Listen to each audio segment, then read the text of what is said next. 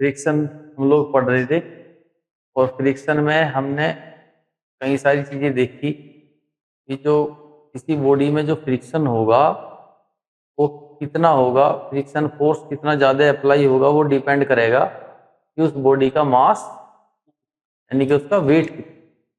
जितना ज्यादा बॉडी में वेट होगा फ्रिक्शन उतना ही ज्यादा है ना। वेट जितना ज्यादा वेट होगा रिएक्शन उतना ही ज्यादा होगा, रिएक्टिव फोर्स। तो एक्चुअली फ्रिक्शन जो है वो डायरेक्टली प्रोपोर्शनल होगा किसके, रिएक्टिव फोर्स। एक और चीज पर डिपेंड करेगा कि दो बॉडीज या दो सरफेस के बीच में जो फ्रिक्शन हो रहा है वे सरफेस का क्वालिटी क्या है ना, that is coefficient of friction. तो वो सरफेस के बारे में है, मतलब सरफेस ऐसी है कि बहुत ज्यादा स्मूथ होगी तो फ्रिक्शन ऑटोमेटिक क्या होगा, कम होगा। फ्रिक्शन बहुत ज्यादा सरफेस बहुत ज्यादा रफ होगी, रफ सरफेस होगी तो उसका कोफिशिएंट ऑफ फ्रिक्शन भी क्या होगा, ज्यादा होगा। ठीक है, तो रफ सरफेस के लिए कोफिशिएंट ऑफ फ्रिक्शन ज्यादा, स्मूथ सरफेस के लिए कम। दूसरा वो किस पे डिपेंड करेगा, रिएक्टिव फोर्स। ठीक, अब रिएक्टिव फोर्स और वेट में दो ही चीजें हैं। देखो वेट में अगर कहूं, मैंने कहा कि फ्रिक्शन जो है वेट पे डिपेंड करता है, तो वेट नहीं आप कह सकते। अब देखो एक बॉडी है, उस पर अगर इस सरफेस पे कोई बॉडी बिल्कुल ऐसे रखी होगी 90 डिग्री पे, तो वेट नीचे की तरफ, रिएक्शन फोर्स ऊपर की तरफ। ठीक है, तो एक पर्टिकुलर वेट की वजह से एक फ्रिक्शन आ रहा होगा। तो ये अगर ऐसे बॉडी रखी है तो इस बॉडी का जो वेट है नीचे की तरफ है, तो इनके बीच में एक पर्टिकुलर फ्रिक्शन आ रहा होगा। लेकिन अगर मैं इस बॉडी को ऐसे इंक्लाइन कर दूं तो इसका देखो वेट तो अब भी कितना है mg, लेकिन अब रिएक्शन कम है, वेट के बराबर नहीं है, क्योंकि एक्शन भी mg का नहीं है, एक्शन भी कम हो गया तो रिएक्शन भी कम हो गया। और फ्रिक्शन केवल किस पे डिपेंड करेगा, रिएक्शन पे। तो रिएक्शन कितनी है, तो रिएक्शन एंगल पे डिपेंड कर रही है। तो वही पॉइंट है कि हम वेट ना कह के ऐसे रखी है तो वेट का हो या रिएक्शन ही की बात है, लेकिन ऐसे भी तो हो सकती है। इसलिए क्या कहेंगे, किस पे डिपेंड करेगा फ्रिक्शन, रिएक्टिव फोर्स पे। ठीक है, कह सकते। तो बस उसी को आगे लेके चलेंगे। नेक्स्ट हमारा जो टॉपिक है, work done in moving a body up a rough inclined plane. एक रफ इंक्लाइंड प्लेन पे बॉडी को ऊपर की तरफ लेके जाएं तब कैसा फ्रिक्शन होगा के बारे में स्टडी करें। तो सपोज कि ये कोई सरफेस है जिसका एंगल कितना है, एंगल ऑफ इंक्लिनेशन है थीटा। एक बॉडी रखी है यहां, एक मास यहां रखा है, कितना एम मास की बॉडी यहां रखी है। बेटे इस पे जो वेट होगा वो किधर की तरफ होगा, नीचे की तरफ। वेट बिल्कुल नीचे की तरफ होगा ऐसे, mg। ठीक है, लेकिन रिएक्टिव फोर्स तो सरफेस की कैसा होता है, परपेंडिकुलर और ऊपर की तरफ ऐसे। रिएक्टिव फोर्स, क्या मैं कहूं कि रिएक्टिव फोर्स mg वेट के बराबर है, नहीं है ना। इसके बराबर तभी कहेंगे ना इसके सामने वाला कंपोनेंट जो होगा। तो अब मुझे इसका क्या करना पड़ेगा, रेजोल्यूशन, ताकि मैं ऐसे कंपोनेंट्स बना सकूं। अब बॉडी को ऊपर की तरफ लेके जा रहे हो, बॉडी को हम फोर्स लगा रहे हैं इधर की तरफ, ये है अप्लाइड फोर्स, ऊपर की तरफ लगा रहे हैं फोर्स। ठीक है, तो ये अप्लाइड फोर्स है, या कुछ भी मान लो कि ये मान लो कि हमने ये फोर्स लगाई P या F, कुछ भी अप्लाइड फोर्स है ऊपर की तरफ जो लग रही है। लेकिन वेट देखो, इसका रेजोल्यूशन करूं तो मैं एक ऐसे कंपोनेंट बनेगा और दूसरा कंपोनेंट ऐसा बनेगा। पॉइंट है कि इन दोनों में से थीटा किसके पास है, ये है या ये है। तो फिर वही है कि दो लाइन मिलकर एंगल बना रही है, इन दो लाइन पर दो परपेंडिकुलर होंगे तो सेम एंगल फॉर्म कर रहे होंगे। तो ये वाली लाइन परपेंडिकुलर इस पे है और ये लाइन परपेंडिकुलर इस लाइन पे है, तो ये दो भी मिलकर एंगल कितना बना रही है, थीटा।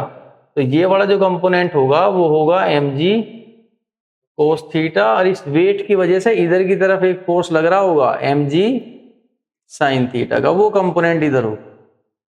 अच्छा, बॉडी को आप किधर लेके जा रहे हो, इधर। बॉडी आप यहां से लेके गए और यहां तक सपोज लेके गए ऐसे, तो कितना डिस्टेंस कवर किया, एस डिस्प्लेसमेंट कवर किया, ऐसे लेके। तो बॉडी इधर खिसका रही हो तो फ्रिक्शन किधर होगा, हमेशा मोशन के अपोजिट होता है तो नीचे की तरफ ही होगा। तो ये फ्रिक्शन हो गया तुम्हारा। तो आपने फोर्स लगाई है, अगर बॉडी को ऊपर खिसकाना है तो कम से कम कितनी फोर्स लगानी पड़ेगी, mg साइन थीटा के बराबर तो लगानी पड़ेगी।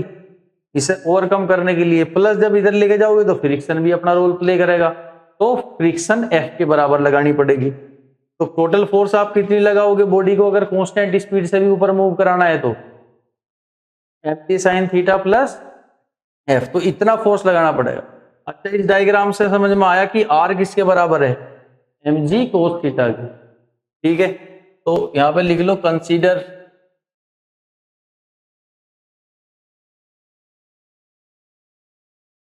a body of mass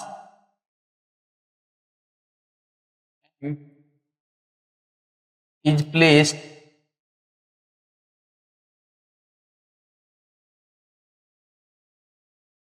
over an inclined plane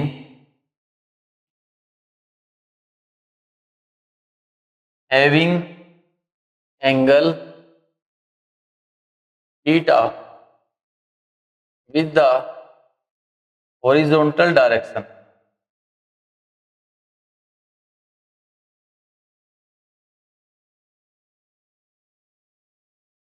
horizontal direction से ये जो प्लेन हमारा है जिसपे रखी है वो कितना एंगल बना रहा है, theta. On रेजोल्यूटिंग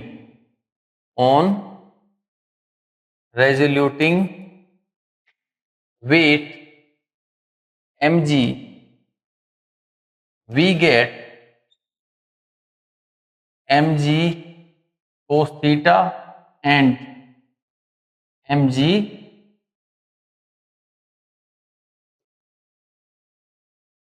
sin theta। From the diagram या फ्रॉम द फिगर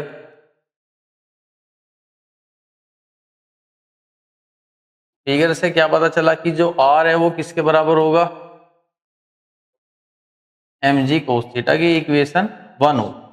दूसरी बात, हम जो फोर्स लगा रहे हैं भाई वो फोर्स किसके बराबर होगा, mg sin theta plus F, यानी कि फ्रिक्शन फोर्स।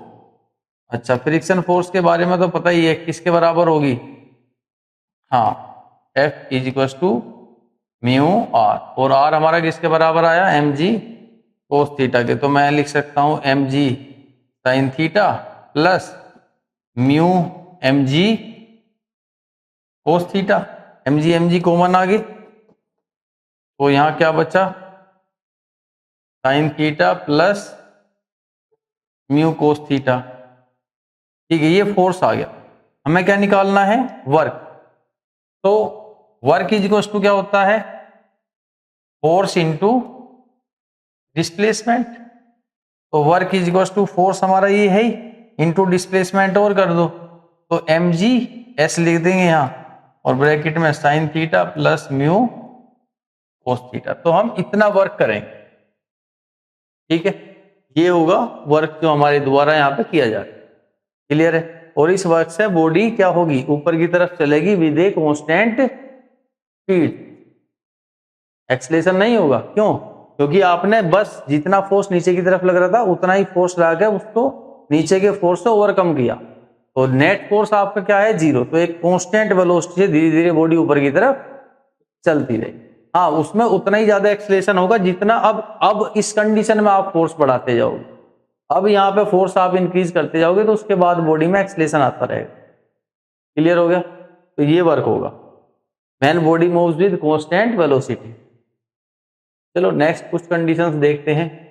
राउंडिंग ए लेवल कर्व्ड रोड, मतलब एक बॉडी कार या गाड़ी या बाइक आप चलाते हो तो आपने देखा होगा कि कार बिल्कुल जो अब टर्न आ गया, एक यू टर्न है, कुछ भी है ना, एक टर्न है, तो टर्न आया तो वहां पे वो जो रोड है बिल्कुल कैसी है, लेवल में है, एक लेवल में है। ऐसा नहीं है कि कहीं से ऊपर है और कहीं से नीचे, मतलब ऐसे स्लांट नहीं है, बिल्कुल कैसी है, एक बराबर लेवल में है। तो एक बराबर लेवल में जब हम टर्न करते हैं तो वहां पे जब भी कभी ऐसा टर्न होता है तो रोड के साइड में आपने देखा होगा मैक्सिमम स्पीड लिखी होती है 40 किलोमीटर पर आवर या 30 kilometre per hour, 20 kilometre per hour, ऐसे लिखी होगी कि इससे ज्यादा स्पीड जो है वो सेफ नहीं है। इसका मतलब क्या है, आप इससे ज्यादा स्पीड से अगर टर्न करोगे तो आपकी बाइक या गाड़ी जो है वो सीधी निकल जाएगी और आप टर्न नहीं कर पाओगे। आप ही सोचो, अगर हमें टर्न करना हो और हमारी बाइक की स्पीड बहुत ज्यादा हो तो क्या होता है, हम ऐसे टर्न पूरा नहीं कर पाते और सीधे एकदम क्या कर जाते हैं, स्लिप, है ना, क्योंकि बॉडी की सीधी स्पीड होती है डायरेक्ट ज्यादातर, तो वो टर्न नहीं हो पाता।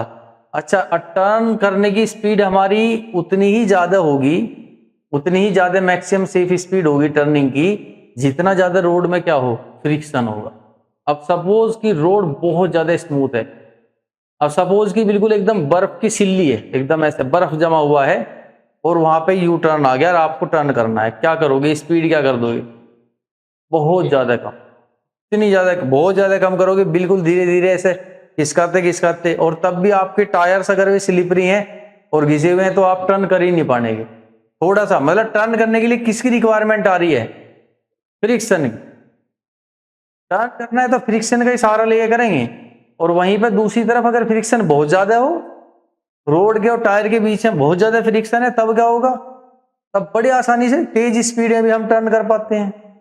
ठीक है, तो फ्रिक्शन वो पॉइंट है जो पॉइंट से आप क्या करोगे, टर्न करोगे, जिसका सहारा लेकर आप घूमोगे। ठीक, तो यही मान लो एक गाड़ी है सीधी सीधी सी, और यहाँ पे क्या है, एक कर्व्ड रोड है। अब ये जो गाड़ी है इसका वेट किधर की तरफ होगा, नीचे की तरफ होगा, mg, तो रिएक्शन किधर की तरफ होगा, ऊपर की तरफ होगा, r।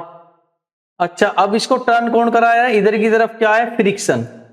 फ्रिक्शन हमेशा किधर लगता है, सेंटर की तरफ, बॉडी को सेंटर की तरफ खींच रहा है फ्रिक्शन। और बाहर की तरफ जब भी कोई चीज, मैंने बताया था, जब भी कोई ऑब्जेक्ट किसी सर्कल में चारों तरफ ऐसे घूमता रहता है तो उसमें दो फोर्स काम करते हैं उसे लगातार घुमाते रहने के लिए।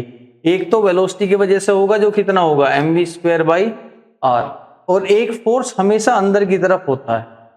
तो अगर अंदर वाला फोर्स आप खत्म कर दो तो बॉडी बाहर चली जाएगी, स्लिप हो जाएगी, चली निकल जाएगी बाहर, टर्न नहीं कर पाएगी, घूम नहीं पाएगी, सर्कल नहीं लेगी। तो वो अंदर वाला फोर्स है जो उसको सर्कल के लेने के लिए क्या करता है, मदद करता है। तो यहाँ पे इस केस में तो रस्सी की टेंशन होगी, खिंचाव। इस केस में क्या है, फ्रिक्शन। देखो बाहर की तरफ जो वेलोसिटी है वो सिंपल अब भी कितनी है, mv²/r, लेकिन अंदर वाला जो अब फोर्स लग रहा है ना, जो उसको खींच रहा है, इस चीज को बैलेंस कर रहा है, वो क्या है, फ्रिक्शन है। ठीक है, तो अब अगर फ्रिक्शन फोर्स से ये वाली फोर्स ज्यादा होगी तो क्या होगा, बॉडी टर्न नहीं कर पाएगी और स्लिप हो जाएगी।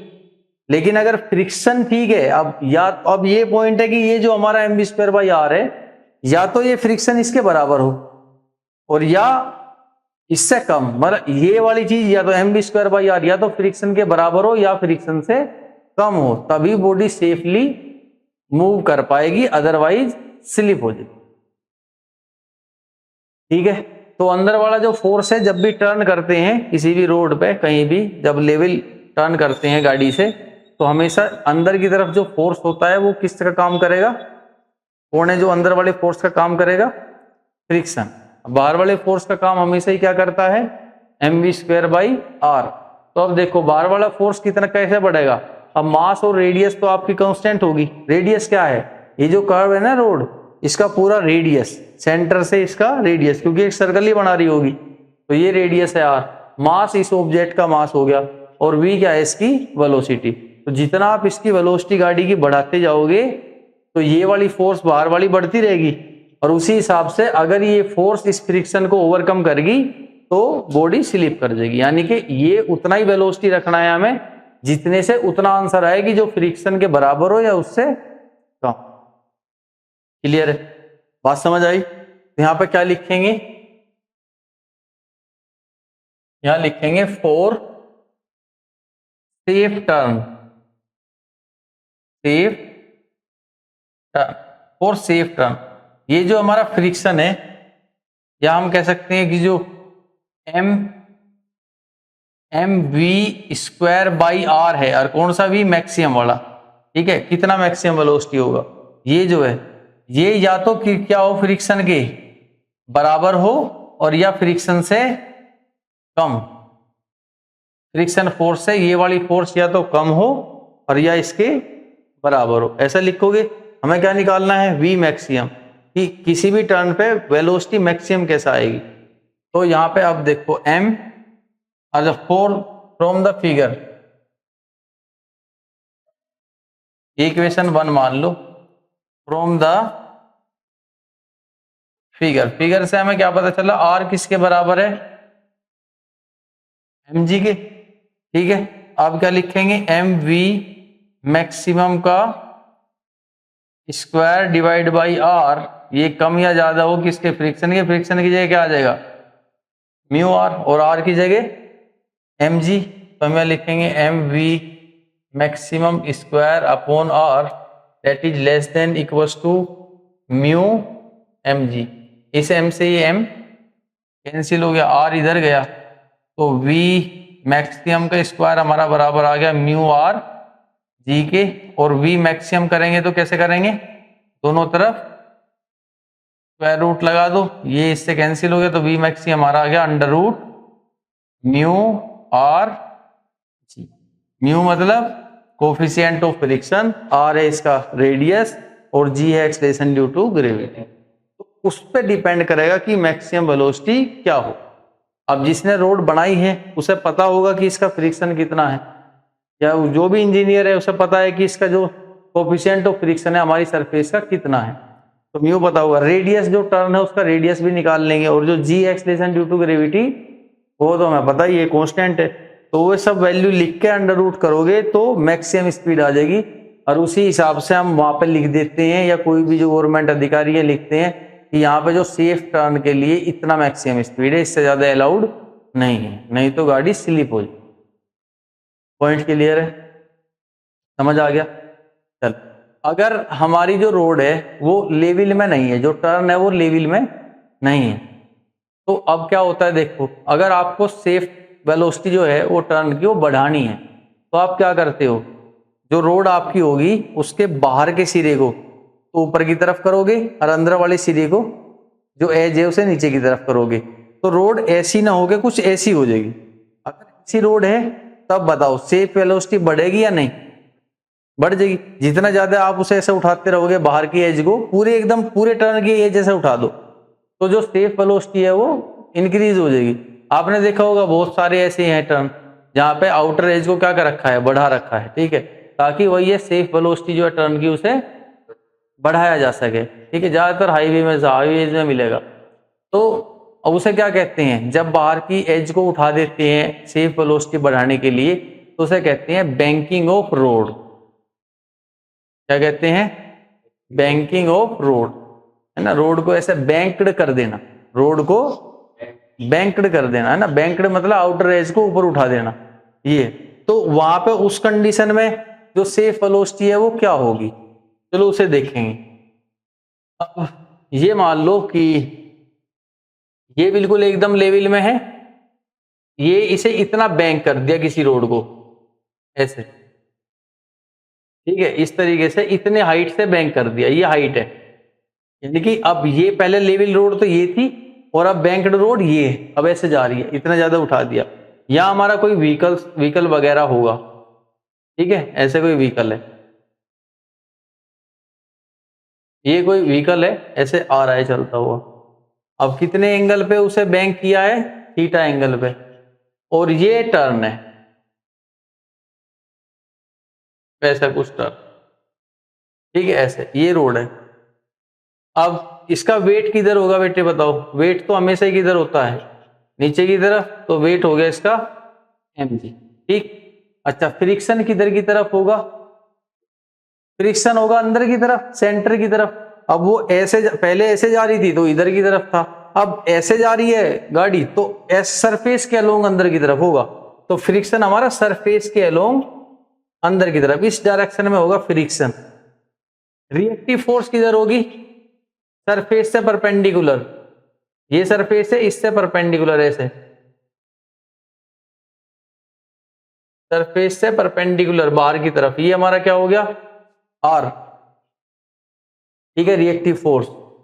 अच्छा, जो mv स्क्वायर बाई आर है वो इसके वेलोसिटी की वजह से वो बाहर की तरफ, तो वो फोर्स हमारी होगी इधर mv स्क्वायर बाई आर। अब ये सारी फोर्सेस इधर उधर आ रही है तिगड़म में, कोई इधर, हमें कैसे चाहिए ऊपर नीचे दाएं बाएं, ताकि हम क्या कर सकें इन्हें इक्विलिब्रियम में रख के और सोल्व आउट कर सकें कि वो ऊपर वाली फोर्सेस नीचे के बराबर और दाएं वाली बाएं के बराबर। तो हमें वैसा करने के लिए हमारे पास क्या होता है, रिजोल्यूशन।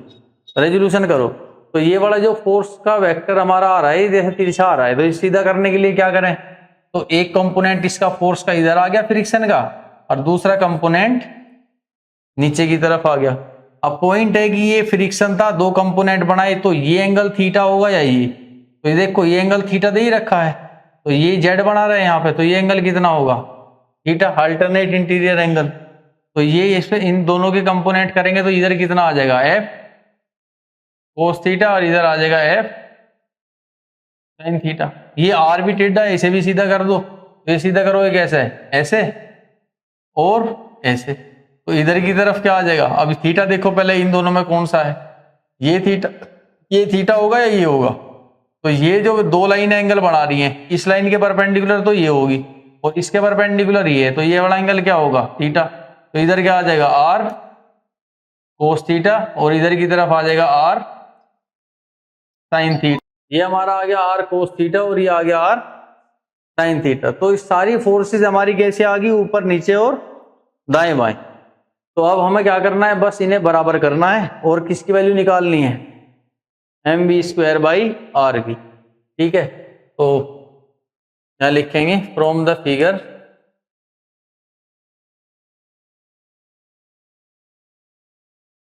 ठीक है, ये नीचे वाली जो फोर्सेस है किसके बराबर है, ऊपर वाली फोर्सेस के, और ऊपर वाली फोर्स हमारी कितनी है, आर कोस थीटा, ये बराबर किसके है, m g plus f sine theta के। ठीक है, तो r cos theta is equal to M g plus f की जगह क्या लिखेंगे, म्यू आर और साइन थीटा। अब आर वाली टर्म से एक तरफ ले आओ, तो मैं इसको भी इधर लेके जाऊं, तो r cos theta minus mu r sine theta is equal to M g. अगर यहां से आर कॉमन ले लें तो क्या बचा, cos theta minus mu sine theta is equal to M g, और आर इज इक्वल टू कितना आया, एम जी अपॉन में cos theta minus mu sine theta. ये आर आ गया हमारा, चलो ठीक है, पहली इक्वेशन आ गई। नेक्स्ट अब क्या करना है, नेक्स्ट करना है कि ऊपर दाएं वाले फोर्स बराबर किसके, बाएं वाले के। तो यहाँ पे लिखेंगे एंड एम बी स्क्वायर, और ये भी क्या रहेगा हमारा, मैक्सिमम अपॉन आर, ये किसके बराबर होगा, तो ये बराबर होगा इधर वाली फोर्सेस के, और ये क्या है, f cos theta plus are sine theta. फिर क्या करेंगे, एफ की जगह हमेशा क्या आता है, म्यू आर, तो M V maximum square by R is equal to mu R cos theta plus are sine theta.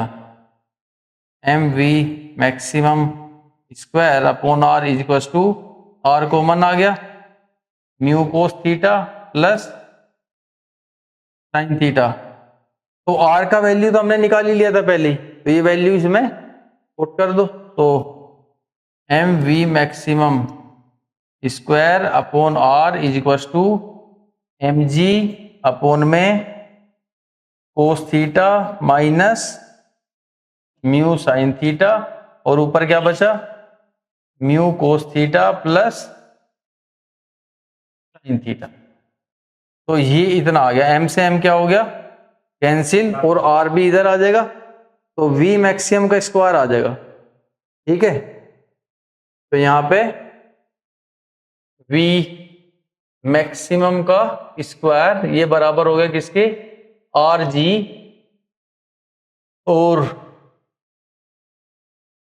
Mu cos theta plus sine theta, mu cos theta plus sine theta upon में cos theta minus mu sine theta, यही है, cos theta minus mu sine theta. Clear है। अब देखो ऊपर की तरफ भी कोस साइन, नीचे की तरफ भी कोस साइन, और आपने देखा ही होगा मैथ्स में दुनिया भर के क्वेश्चन है जिसमें हम क्या करें, जहाँ कोस साइन हो तो क्या करें, न्यूमरेटर और डिनोमिनेटर दोनों को ही डिवाइड कर दें, किससे, दोनों को न्यूमरेटर को भी और डिनोमिनेटर दोनों को डिवाइड कर दें कोस थीटा से, ताकि कोस बाई कोस क्या हो जाए, सारे कैंसिल, और साइन बाई कोस किस में कन्वर्ट हो जाए, टेन में। ठीक है, वैसे ही करेंगे। तो divide numerator and denominator by cos theta, कितना आ जाएगा, V maximum square is equal to R G, यहां पे mu cos theta upon cos theta plus sine theta upon cos theta divide by cos theta upon cos theta minus में mu sine theta upon cos theta. अब ये cancel हो गया, ये cancel हो गया। ठीक है, तो V मैक्सिमम स्क्वायर किसके बराबर आया, are g mu plus tan theta divide by 1 minus mu tan theta. या तो V मैक्सिमम कैसा आ जाएगा, दोनों तरफ क्या करेंगे, अंडर रूट, तो V मैक्सिमम हमारा आ जाएगा under root r g mu plus tan theta upon में 1 माइनस म्यू टेन थीटा। ठीक है, यार बात समझ आई, क्लियर है। तो पॉइंट है, अगर ये यहां पे ठीक है, यहां खत्म हो गया, for no wear and tear, for no wear and tear, मतलब हमारा जो टायर है ना वो बिल्कुल भी ना कटे फटे, उसके लिए जो कोफिशिएंट ऑफ फ्रिक्शन है उसे क्या होना चाहिए, बिल्कुल जीरो। ठीक है, यानी कि हम बिल्कुल एकदम वो जीरो ही हो, बिल्कुल एकदम ऐसे है ना, ऐसे गाड़ी चलानी है कि बिल्कुल कोफिशिएंट ऑफ फ्रिक्शन क्या हो जाए, जीरो। तो उसके लिए म्यू की वैल्यू क्या रखोगे आप, जीरो। तो तब जो वेलोसिटी होगी ना वी मैक्सिमम होगी वो कितनी होगी, तो अंडर रूट आर जी, ये तो जीरो हो गया, ऊपर क्या बचा बस, तो यहां लिखेंगे आर जी टेन थीटा और अपोन में 1 माइनस, ये जीरो हो गया, 1 माइनस जीरो कितना जी 1, तो ये कितना आ गया, वी मैक्सिमम कितना होगा, r g under root r g tan theta और नो वियर एंड टीयर। ठीक है, तो यहां तक मैं